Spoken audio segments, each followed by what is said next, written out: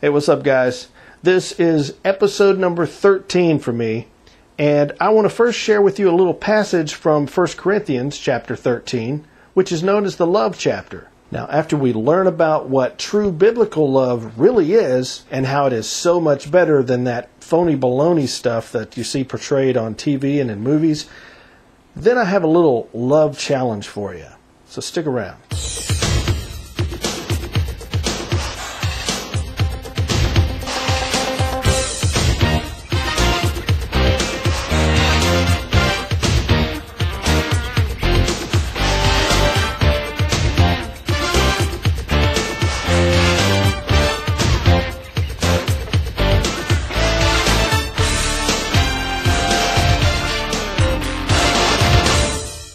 You've probably heard me talking a lot about love lately in these videos. But what is love? Now, that's a question that people have been asking for a very long time. Well, today you're in luck, because I'm going to show you where the answer to that burning question can be found.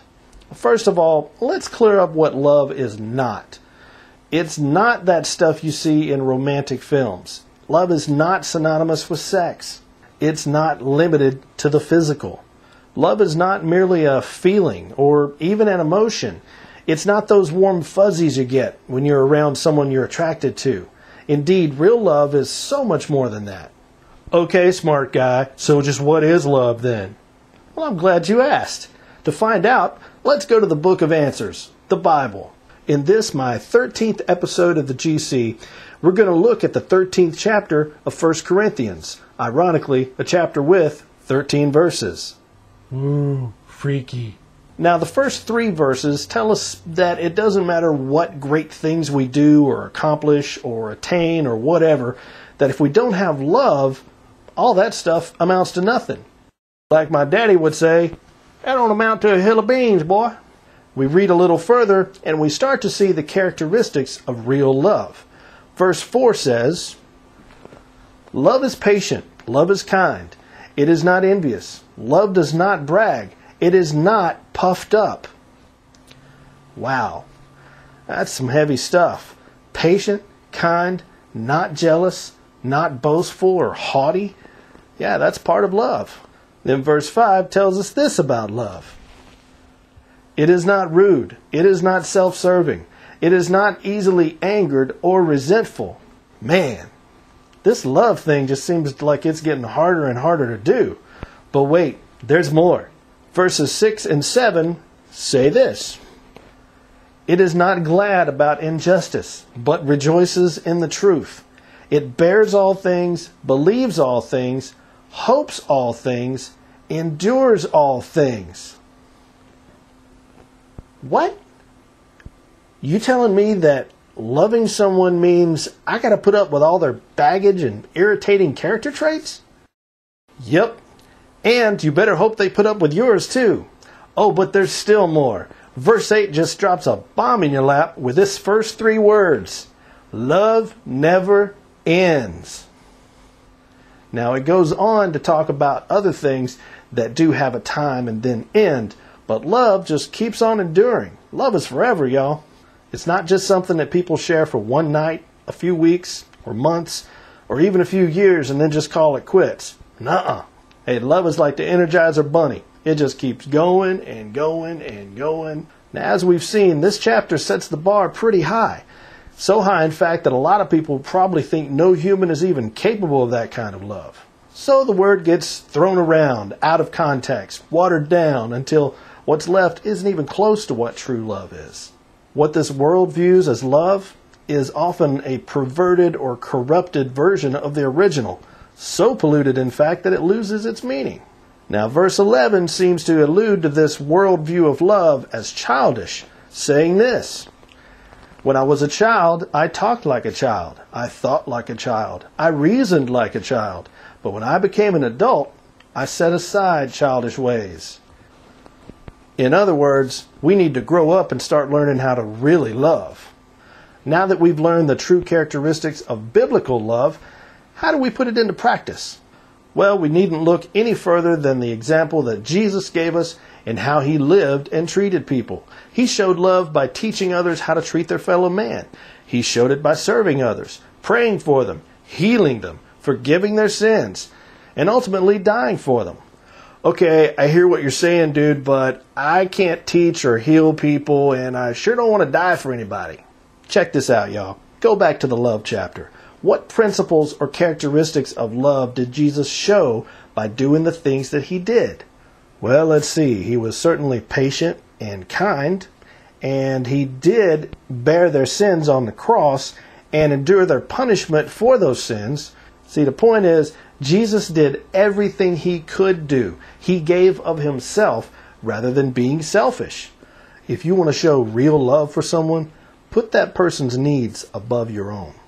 You might ask, why is learning about this real love so important? Well, verse 13 of the love chapter tells us, and now these three remain, faith, hope, and love. But the greatest of these is love. See, love is God's greatest commandment to us. It's what all the other commandments hinge on. Those stone tablets that Moses brought down from Mount Sinai were etched into by God himself with instructions for mankind. First and foremost, he gave commands that tell us ways to show love to God.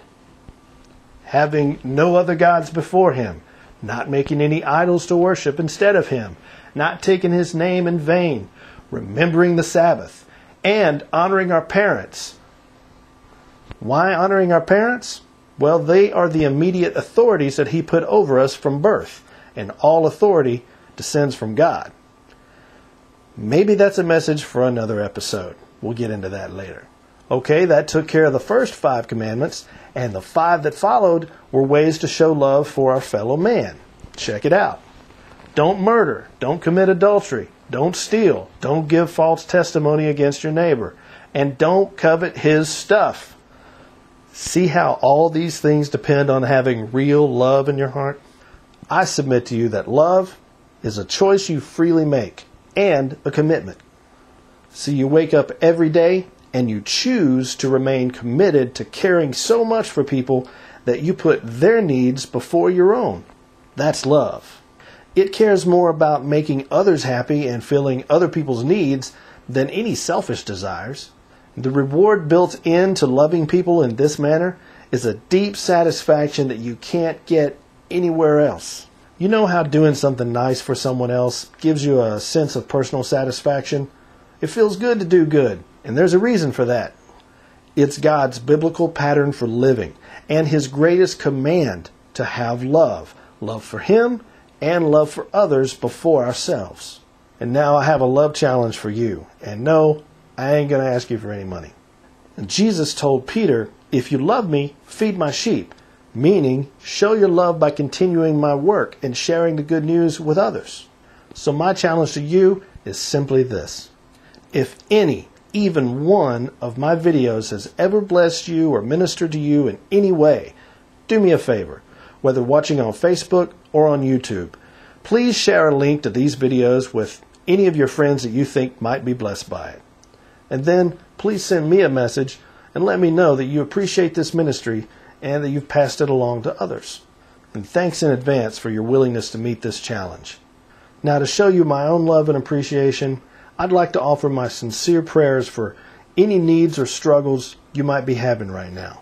Just send me a private message and say as little or as much about it as you want. Maybe you're in need of a job. Maybe you're going through marital problems or troubles with your boyfriend or girlfriend. Maybe you're sick or have a family member or friend who has a health issue.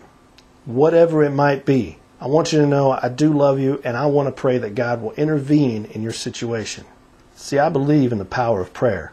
As a matter of fact, I know firsthand that it works. Be blessed, y'all, and show some love.